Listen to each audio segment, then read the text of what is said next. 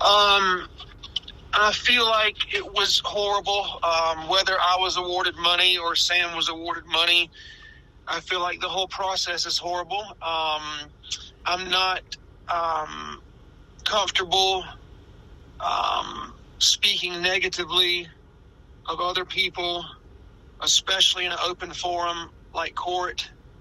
I don't think justice was served. I don't think that justice will ever be served when it is what I want or what another human being wants. I think that if true justice was served today, it would be two friends who reconcile and forgive and move forward. I think the saddest part of the entire trial, which will most likely be appealed, is that there were people in the audience who claimed to be Christians but show no likeness of Jesus whatsoever in any way.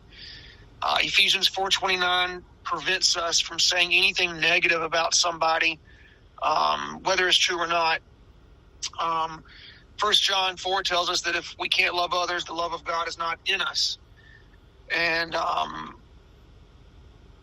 so it just saddens me that people are filled with such hatred and anger over things that aren't even true. And they want to get even so badly, they don't even recognize that it's their own emotions that are leading them like children, like kindergartners who are fighting because somebody stole the other person's marker.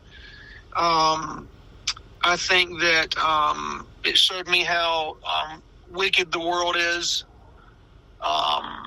Nobody was there because they love Sam. They were there because they hate me. And I feel sorry for them because of that. I think that Sam is a great musician, and I'm proud of how far he's come.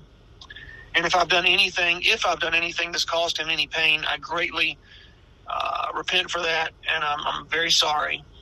And after the trial was over, I would have loved to have gone over there and given him a hug or shaken his hand, but I didn't know how that would be received.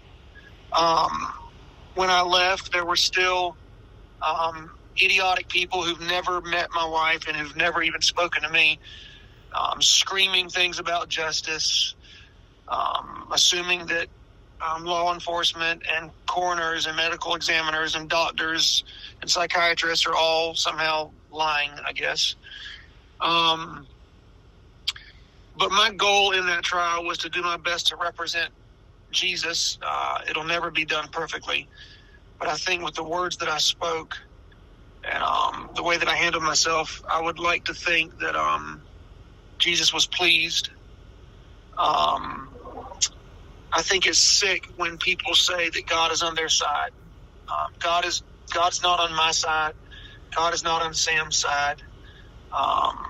When one man in the Bible thought that he had God on his side, and there was Jesus with a sword standing there in the Old Testament, Joshua looked at him and said, "Whose side are you on? Are you on my side, or are you on the side of my enemy?"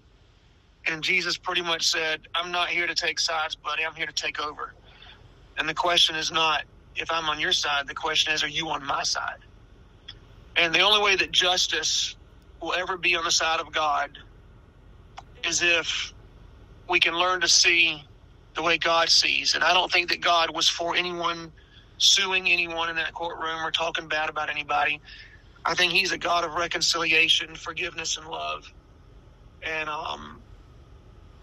And people are too busy focusing on his justice rather than his mercy.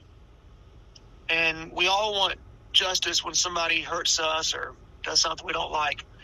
But the second that we do something that hurts somebody else, we don't ask for justice. No, at that point we say, "Lord, please give us mercy. Please give us mercy." And the truth is that all of us have done things that have hurt somebody.